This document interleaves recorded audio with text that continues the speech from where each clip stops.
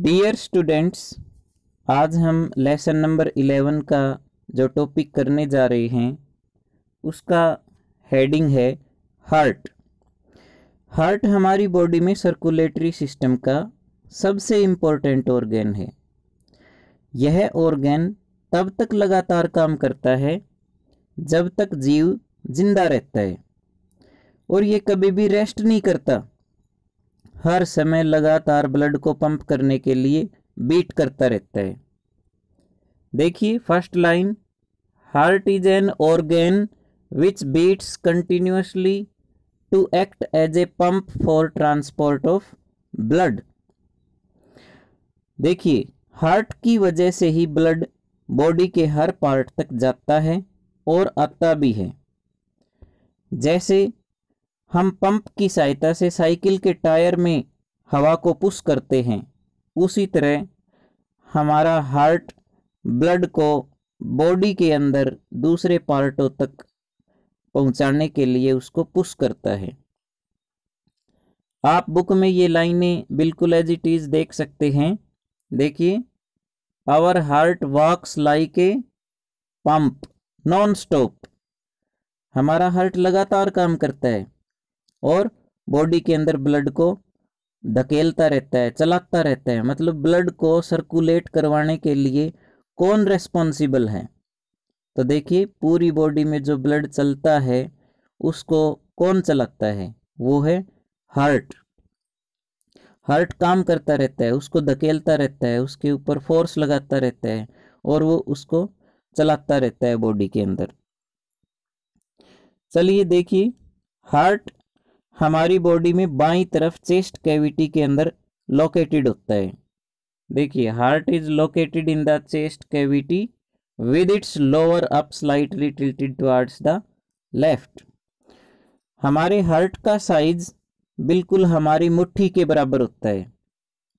देखिए, अगर आप अपने हाथ को बंद करके और अपनी मुट्ठी का साइज देखेंगे तो जो हमारी मुट्ठी का साइज होगा वही साइज हमारे हार्ट का भी होता है।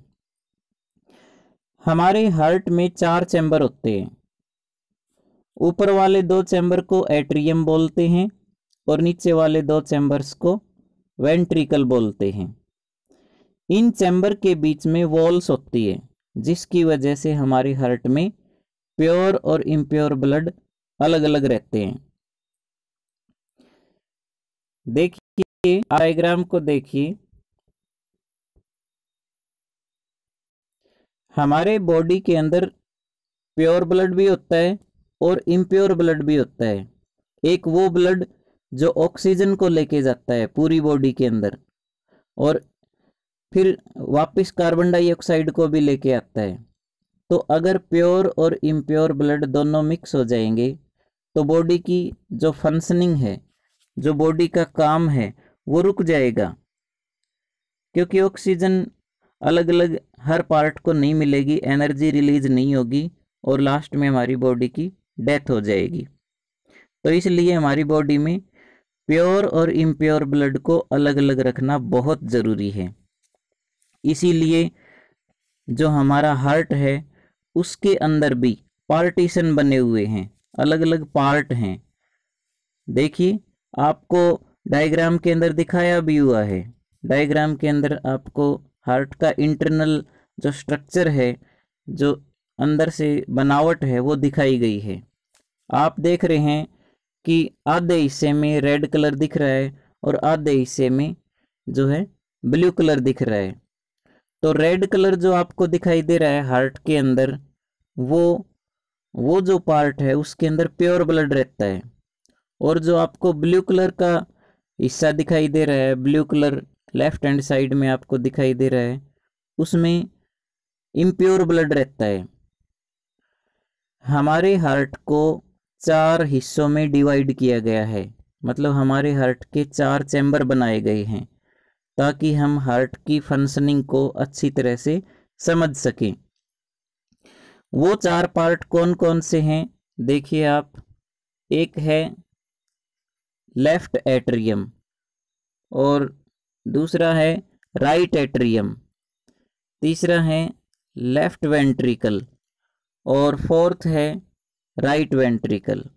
ये 4 पार्ट आप अच्छे से लर्न कर लीजिए कि हमारे हार्ट के अंदर 4 पार्ट होते हैं जो कि मेन हैं, जो कि ब्लड को धकेलने के लिए, पुश करने के लिए ज़रूरी हैं।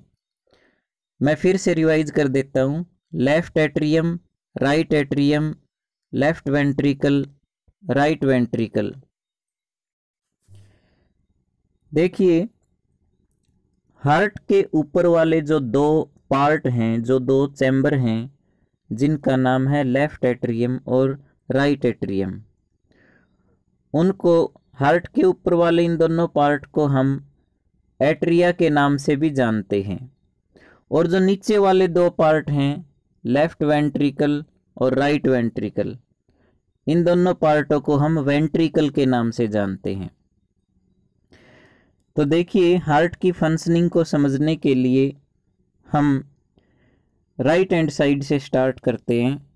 आप डायग्राम में देखिए, जो हमारा हार्ट है उसके राइट हैंड साइड में जो अपर चैम्बर है उसका नाम है लेफ्ट एट्रियम।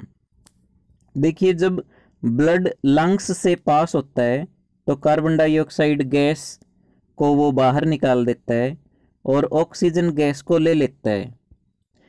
इस ब्लड को हम ऑक्सीजनेटेड ब्लड बोलते हैं। जो ब्लड लंग्स में से पास होके हार्ट में आएगा वो ब्लड प्योर होता है, क्योंकि उसके अंदर ऑक्सीजन गैस होती है। लंग्स से ऑक्सीजन गैस लेके ब्लड हार्ट की तरफ आता है। तो देखिए, आपको एक वेन दिखाई दे रही है, यहाँ पर लिखा हुआ है, ये देखिए, पल्मोनेरी वेन। ये जो पल्मोनेरी वेन है ना, ये प्योर ब्लड को लंग्स से हार्ट में लेके आती है। यहाँ से प्योर ब्लड हार्ट के अंदर एंटर करता है। तो इसलिए आप याद रखिए कि अगर आपसे पूछा जाए कि लंग्स से हार्ट में ब्लड जो आता है वो किसके थ्रू आता है, तो आप बताएंगे पल्मोनेरी वेन के थ्रू आता है। और ये किस पार्ट में आता है? लेफ्ट एट्रियम में। आपको पता है कि जो अपर पार्ट है वो है लेफ्ट एट्रियम। प्योर ब्लड सबसे पहले लेफ्ट एट्रियम में एंटर करेगा। उसके बाद जो हार्ट का एट्रियम वाला हिस्सा है वो कॉन्ट्रैक्ट हो जाता है, मतलब अंदर की तरफ सिकुड़ जाता है। हमारा जो हार्ट है वो मसल्स से बना हुआ है, ये एक मस्कुलर ऑर्गन है, इसलिए जो हमारे हार्ट की मसल्स हैं वो बार बार कॉन्ट्रैक्ट और रिलैक्स होती रहती हैं। तो जब ब्लड लंग्स से लेफ्ट एट्रियम में एंटर करेगा तो हमारे जो लेफ्ट एट्रियम वाले चैम्बर की मसल्स है वो कॉन्ट्रैक्ट हो जाएंगी, और कॉन्ट्रैक्ट होने की वजह से ब्लड के ऊपर प्रेशर बनेगा और वो आगे की तरफ अगले चैम्बर में पास हो जाएगा। जो अगला चैम्बर है वो है लेफ्ट वेंट्रिकल। आप यहाँ देख रहे हैं कि ऊपर लेफ्ट एट्रियम है, नीचे लेफ्ट वेंट्रिकल है। जब लेफ्ट एट्रियम ब्लड को पुश करता है आगे की तरफ तो वो लेफ्ट वेंट्रिकल में आ जाता है, नीचे की साइड। देखिए, मैं एरो से दिखा भी देता हूँ, यहाँ इधर ऊपर से नीचे की साइड लेफ्ट एट्रियम से लेफ्ट वेंट्रिकल के अंदर ब्लड आ जाता है, और यह ब्लड फिर आगे बॉडी के अंदर पास किया जाता है। जो आर्टरीज हैं वो इसी पार्ट के साथ कनेक्टेड रहती हैं। जो लेफ्ट वेंट्रिकल नीचे वाला पार्ट है, यहाँ से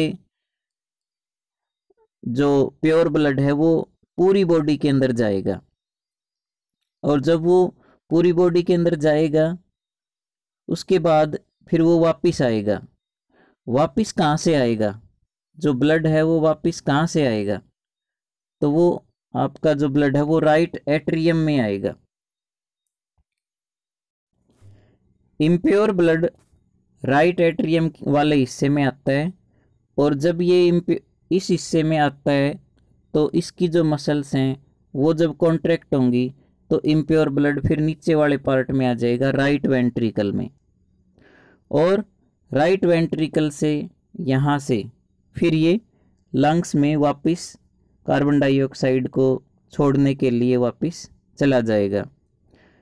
तो इस तरह से जो ब्लड है वो चलता रहता है। मैं एक बार फिर से बता देता हूँ कि हार्ट में सबसे पहले जो प्योर ब्लड है वो लेफ्ट एट्रियम में एंटर करेगा। जब लेफ्ट एट्रियम की मसल कॉन्ट्रैक्ट हो जाएगी तो ब्लड लेफ्ट वेंट्रिकल में जाएगा, और लेफ्ट वेंट्रिकल की जब मसल कॉन्ट्रैक्ट हो जाती हैं तो प्योर ब्लड पूरी बॉडी में आगे की तरफ चलता रहता है, आगे की तरफ जाएगा। जब सभी पार्ट्स में ब्लड चला जाएगा आगे तो वो ऑक्सीजन की सप्लाई कर देता है और वापस कार्बन डाइऑक्साइड को लेके वापस हार्ट की तरफ आएगा। और जो इम्प्योर ब्लड बॉडी से हार्ट में आता है वो सबसे पहले राइट एट्रियम वाले पार्ट में आएगा। राइट एट्रियम की जो मसल है वो भी कॉन्ट्रैक्ट जब हो जाती है तो ब्लड राइट वेंट्रिकल में चला जाता है, और राइट वेंट्रिकल की मसल जब कॉन्ट्रैक्ट हो जाएंगी तो वो आगे वापस लंग्स में चला जाएगा, लंग्स में जाके कार्बन डाइऑक्साइड को छोड़ देगा और फिर से ऑक्सीजन लेके हार्ट की तरफ आएगा। इस तरह से एक साइकिल, एक लगातार एक चक्कर चलता रहता है और हमारी बॉडी में ब्लड सर्कुलेट होता रहता है। आप अपनी बुक में अच्छे से हार्ट के पार्ट देखिए पहले, और उसके बाद उसकी प्रोसेसिंग को समझिए कि कौन से पार्ट से ब्लड कौन से पार्ट में जाता है, प्योर ब्लड कौन से पार्ट में रहता है, इम्प्योर ब्लड कौन से पार्ट में रहता है, और फिर इसकी जो फंक्शनिंग है वो आप समझने की कोशिश करें। इस वीडियो में हम केवल हार्ट के बारे में इतना ही बताएंगे, अगली वीडियो में आगे का टॉपिक कवर करेंगे। Okay, thank you.